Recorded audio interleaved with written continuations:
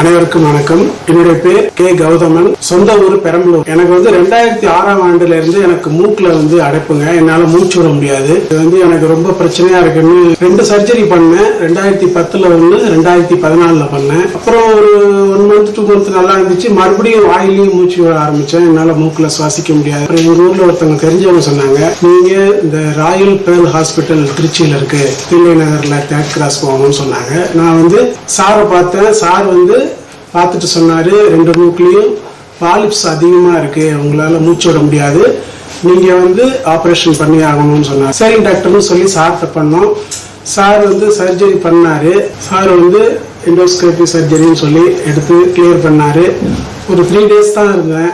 அப்புறம் மறுபடியும் சார் என்னை செக் பண்ணும்போது என்ன இப்போ நல்லா இருக்கான்னு கேட்டாரு. ரொம்ப நல்லா இருக்கு சார்.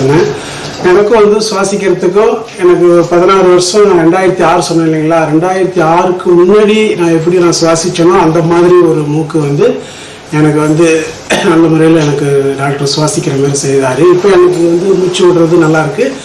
அந்த ஸ்மெல்ல வாசம், அந்த நாத்தங்கிறதெல்லாம் என்னால் உணர முடியுது. அதனால நான் ரொம்ப இப்போ கொஞ்சம் ஆரோக்கியமாக இருக்கேன். Royal Pearl Hospital doctor sir Janakiraman sir Thillai Nagar 3rd கிராஸ்ல இருக்கு.